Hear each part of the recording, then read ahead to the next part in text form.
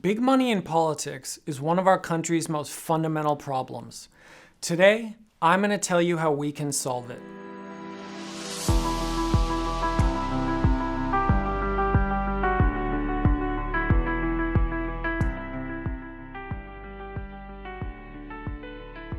I'm David Edward Burke, the founder of Citizens Take Action.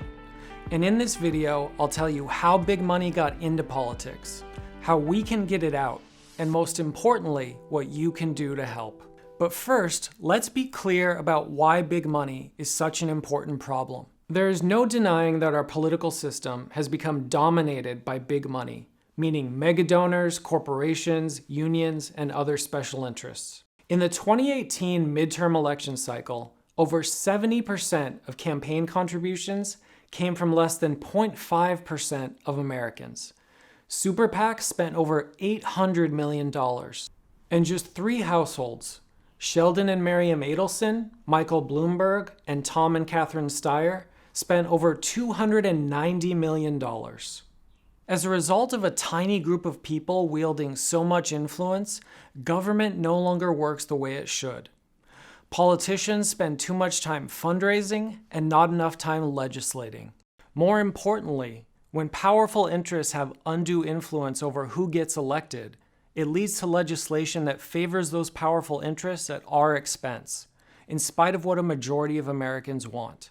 For example, 86% of Americans say that prescription drug prices are too high and that the government should be able to negotiate prices with drug companies to lower costs for consumers.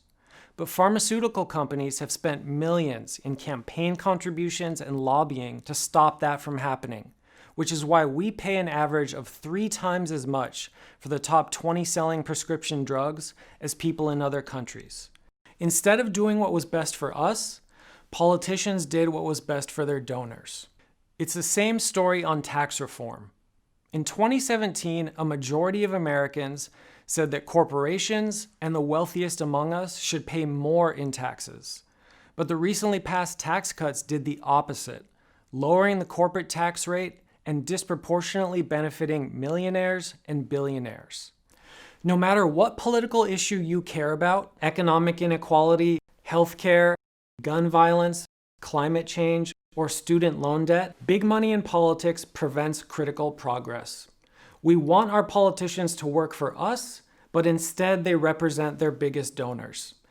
And until we solve that problem, we will never solve those other problems we care about.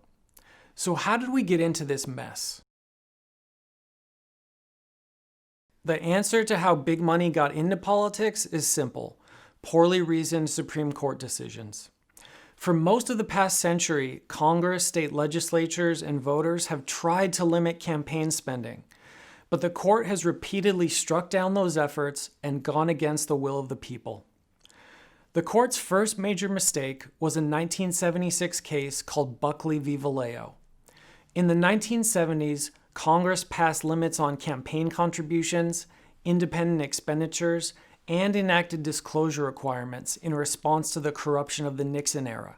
The Supreme Court could have and should have upheld those laws, recognizing that they protected the integrity of our elections and our government. But they did not. Instead, the court issued a mixed decision. They upheld limits on campaign contributions, which is money given directly to a candidate's campaign, because they believed it posed a significant risk of corruption. That part of the decision was good. The bad part was that they struck down limits on outside spending, which is money used to support a candidate that isn't given directly to their campaign. Using the court's flawed reasoning, a wealthy donor cannot give $10,000 directly to a candidate's campaign, but that same donor can spend $10 million on ads to support that same candidate. Another decision you've probably heard of is Citizens United. The major flaw in the court's reasoning was concluding that artificial entities like corporations should not be treated any differently from flesh and blood human beings for the purposes of political speech. We all know that's wrong. Corporations do not have thoughts, feelings, or consciences. Ideas don't come from corporations. They come from people. which is why limiting political spending by corporations and unions would not stifle debate in any way, as long as individuals can still express themselves.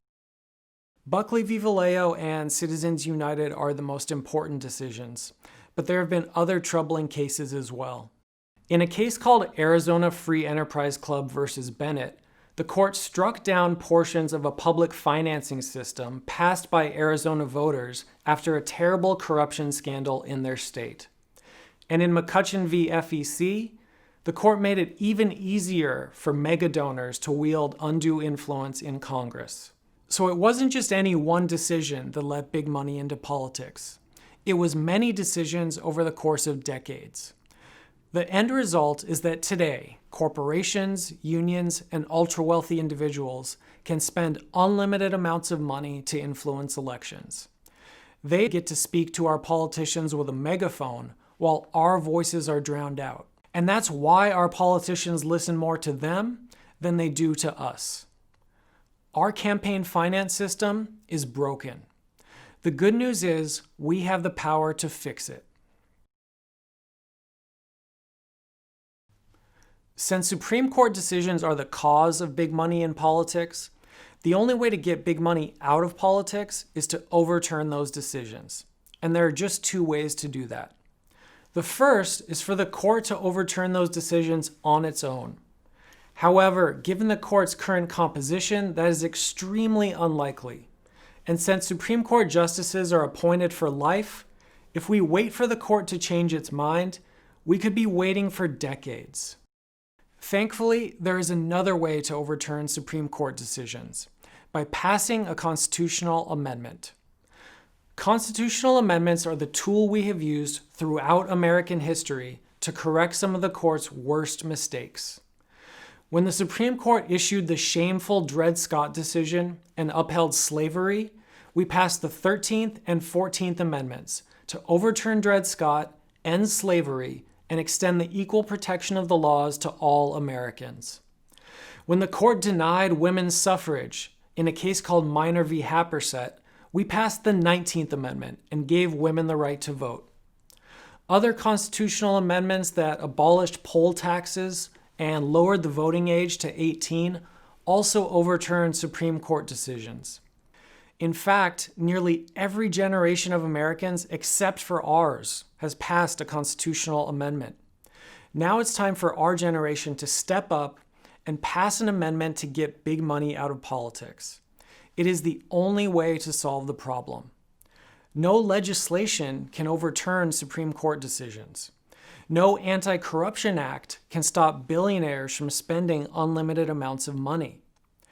Passing an amendment is our only option, and until we do, our campaign finance system will be dominated by big money. At Citizens Take Action, we're supporting a proposal called the Restore Democracy Amendment. You can read the full text on our website at citizenstakeaction.org. What it does is shift power back from the Supreme Court to Congress, state legislatures, and voters so that we can enact the reforms we need. The Restore Democracy Amendment reflects the belief that we, the people, not 9 unelected judges, should decide how our political campaigns are financed. Once we pass the amendment, we can overturn Citizens United, limit or even eliminate spending by super PACs, enact publicly financed elections, and pass other critical reforms. The amendment is clear, concise, and nonpartisan, because getting big money out of politics is not a partisan issue. There's too much money from both liberal billionaires and conservative billionaires, from corporations and unions. Big money doesn't have an ideology. It drowns out Americans of all political persuasions. And only by passing a constitutional amendment can we make our voices heard again. But I bet I know what you're thinking. Passing a constitutional amendment sounds like the logical solution. The Restore Democracy Amendment makes sense. But can we really pass a constitutional amendment? It's been over 25 years since our last amendment, so I understand your concern. But not only can we pass a constitutional amendment, we are already closer than you think. In order to succeed, we need support from 2/3 of Congress and 3/4 of the states. So let's compare how much support we need to how much we already have. In Congress, we need support from 67 senators and 290 House members. In the 116th Congress, 46 senators and over 150 House members have already expressed their support for an amendment. We need 38 states to ratify an amendment. 20 have already expressed their support through legislation, a ballot initiative, or referendum, including red states like Montana and West Virginia. So it's not as if we're starting from scratch. We already have over half the support we need. We also have public opinion on our side. According to a poll released in 2018, 66% of Republicans, 85% of Democrats, and 70% of independents support a constitutional amendment to get big money out of politics. All the elements for success are there. So how do we cross the finish line? Passing a constitutional amendment depends on one thing: people power. Like abolitionists or suffragettes, if enough of us work together to support an amendment, we will succeed.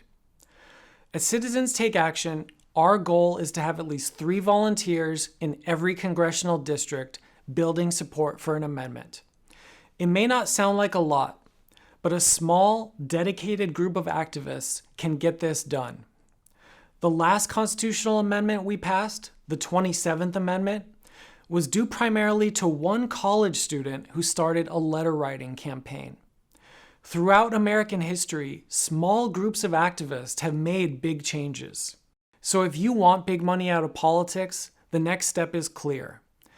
Sign up to volunteer or become a monthly contributor today at citizenstakeaction.org.